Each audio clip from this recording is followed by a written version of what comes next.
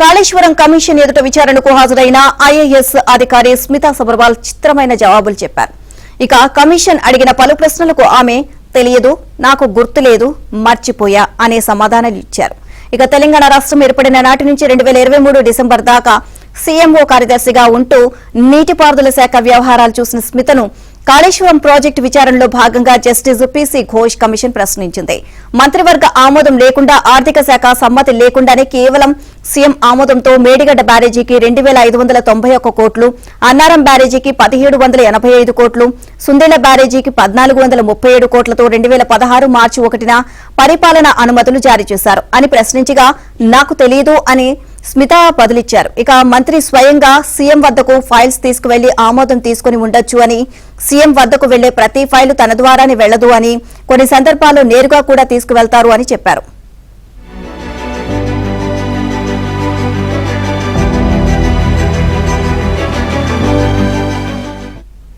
ఇక సీఎం కార్యదర్శిగా ఎప్పటి నుంచి పనిచేశారు, కేబినెట్ నిర్ణయాలన్నీ తెలుసా అనే ప్రశ్నకు 2014 జూన్ నుంచి 2023 డిసెంబర్ దాకా సీఎంఓ కార్యదర్శిగా పనిచేసినట్లు తెలిపిన స్మిత కేబినెట్ తీసుకునే నిర్ణయాలన్నీ తెలుసు అన్నారు.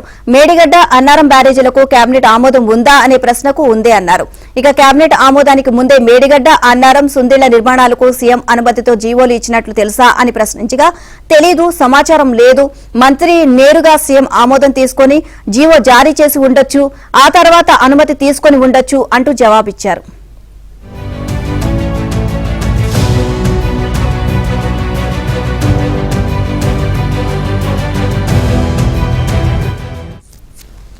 మేడిగడ్డ బ్యారేజీ కోసం 6.67 కోట్లతో సర్వేకు సీఎం ఆమోదంతో జీవో ఇచ్చారు. దానికి కేబినెట్ ఆమోదం తీసుకున్నారా అనే ప్రశ్నకు ఆ జీవో విషయంలో ఏం జరిగిందో తెలియదు అన్నారు.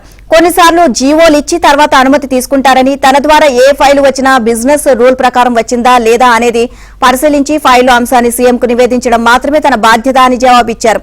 సీఎంఓలో మీ విధులు, బాధ్యతలేంటి అనే కమిషన్ ప్రశ్నకు జీవో నెంబర్ 747 ద్వారా 7 శాఖల బాధ్యతలు అప్పగించారని, ఆయా శాఖలకు చెందిన అంశాలపై జిల్లాలో పర్యటించి కలెక్టర్లు, శాఖల అధికారులతో సమన్వయం చేసుకుంటూ ప్రాజెక్టుల పనులు ముందుకు వెళ్లేలా చూడడమే తన బాధ్యత అని స్పష్టం చేశారు.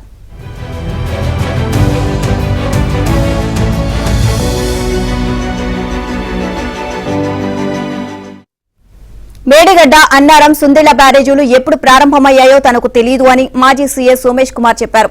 ఇక మేడిగడ్డ బ్యారేజీ ఎప్పుడు పూర్తయిందని కమిషన్ ప్రశ్నించగా తాను 2019 మే 2 నుంచి ఆగస్టు 18 దాకా మాత్రమే నీటిపారుదల శాఖ ముఖ్య కార్యదర్శిగా బాధ్యతలు నిర్వర్తించానని సమాధానమిచ్చారు. అయితే బ్యారేజీ 2019 జూన్ 21న పూర్తయింది.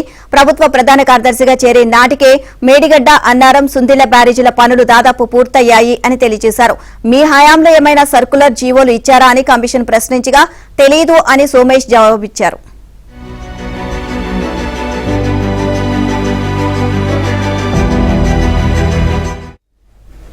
2019 ఆగస్టు 6న జీవో నెంబర్ 329ను మేడిగడ్డలో అదనపు పనుల కోసం మీరే జారీ చేశారు కదా అని జీవోను చూపిస్తూ కమిషన్ ప్రశ్నించగా గుర్తులేదు అని చెప్పారు.